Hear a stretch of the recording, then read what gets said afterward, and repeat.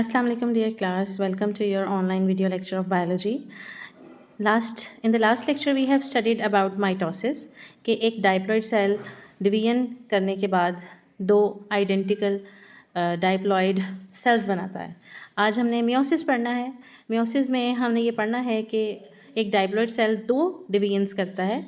एक division के बाद वो दो diploid cells ही बनाता है और उसके बाद दोबारा डिवीजन होती है और 4 हैप्लॉइड सेल्स या गैमीट्स बन जाते हैं.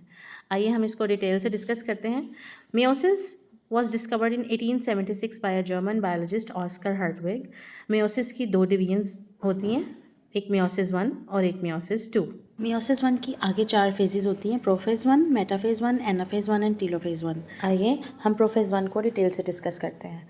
प्रोफेज 1 में क्रोमाटिन कंडेंस होता है और क्रोमोसोम्स की शेप ले लेता है. अब हर क्रोमोसोम्स के 2 सिस्टर क्रोमेटिड्स हैं.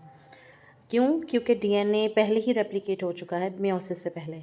अब होमोलोगस क्रोमोसोम्स एक दूसरे के करीब आते हैं. They pair up in a process called synapsis. अब जैसे ही ये पेयर अप होते हैं ये टेट्राड फॉर्मेशन करते हैं और अपने मटेरियल को क्रॉसिंग ओवर के थ्रू एक्सचेंज कर लेते हैं. अब टेट्राड क्या है? टेट्राड बेटा किसी भी ऐसी चीज़ को कहते हैं जिसके 4 पार्ट्स हों. अब यहाँ पे अगर हम डिस्कस करें तो क्रोमोसोम्स के 4 क्रोमेटिड्स हैं जब वो पेयर अप हो रहे हैं, तो इसलिए उसको टेट्राड फॉर्मेशन कहते हैं. अब जो मियोसिस की प्रोफेज 1 है वो उसमें कुछ काम माइटोसिस के प्रोफेज 1 जैसे ही होते हैं, जैसे कि न्यूक्लियर एनवेलप डिसअपियर हो जाती है, जो न्यूक्लियोलाई हैं वो भी डिसअपियर हो जाते हैं, सेंट्रियोल्स ऑपोजिट पोल्स पे माइग्रेट कर जाते हैं, स्पिंडल फाइबर्स की फॉर्मेशन होती है. बाकी सब माइटोसिस की प्रोफेज 1 जैसा ही है इस प्रोफेज 1 में, लेकिन सिर्फ यहाँ पे क्या होता है, जो होमोलोगस क्रोमोसोम्स के नॉन सिस्टर क्रोमेटिड्स हैं वो एक दूसरे के करीब आते हैं, उनका कुछ सेक्शन एक दूसरे के साथ चेंज हो जाता है जिसकी वजह से जेनेटिक वेरिएशन अगली नस्ल में आती है. प्रोफेज 1 के बाद बारी आती है मेटाफेज 1 ऑफ मियोसिस 1.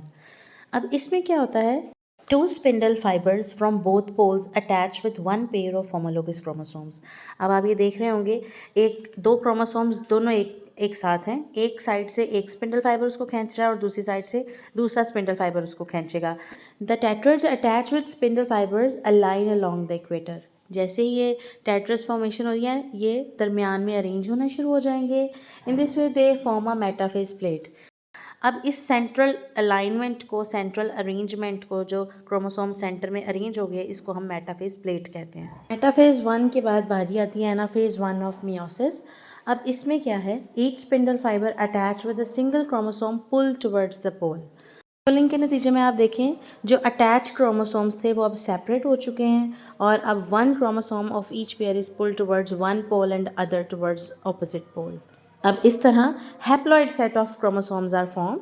अब हर क्रोमोसोम में फिर भी 2 सिस्टर क्रोमेटिड्स हैं, आप देख सकते हैं इसमें.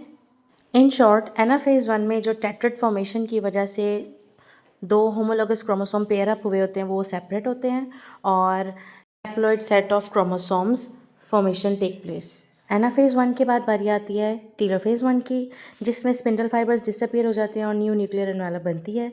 ऐसे ही न्यूक्लियर एनवेलप बनती है, साइटोकाइनेसिस स्टार्ट होती है और इस तरह से 2 डॉटर सेल्स वजूद में आते हैं. सब बारी आती है मियोसिस 2 की. Meiosis 2 closely resembles mitosis and consist of 4 phases. इसमें भी प्रोफेज, मेटाफेज, एनाफेज और टीलोफेज होती है, लेकिन इनकी फेजेस के साथ 2 का साइन लगता है. प्रोफेज 2 में फिर वही काम होता है, न्यूक्लियोलाई और न्यूक्लियर एनवेलप डिसअपियर होता है, क्रोमाटिन कंडेंस हो जाता है और सेंट्रियोल दोनों पोल्स पे चले जाते हैं और स्पिंडल फाइबर्स की फॉर्मेशन होती है. इसी तरह मेटाफेज 2 में स्पिंडल फाइबर्स का इंटरकोर के साथ अटैच होते हैं और क्रोमोसोम्स को अलाइन करते हैं इक्वेटर पर. एनाफेज 2 में भी स्पिंडल फाइबर्स सिस्टर क्रोमेटिड्स को 2 अपोजिट पोल्स की तरफ पुल करते हैं और आखिर टीलोफेज 2 में क्रोमोसोम्स अनकोयल होता है क्रोमेटिन में, न्यूक्लियर एनवेलप और न्यूक्लियस दोबारा से बन जाते हैं, साइटोकाइनेसिस होती है और इस तरह 4 डॉटर सेल्स बनते हैं with half number of chromosomes. I hope बच्चों आपको मियोसिस 1 और मियोसिस 2 अच्छी तरह से समझ आया होगा. मज़ीद आपके कॉन्सेप्ट क्लैरिटी के लिए I am going to attach a video after this. Please watch the video and have more vivid concepts.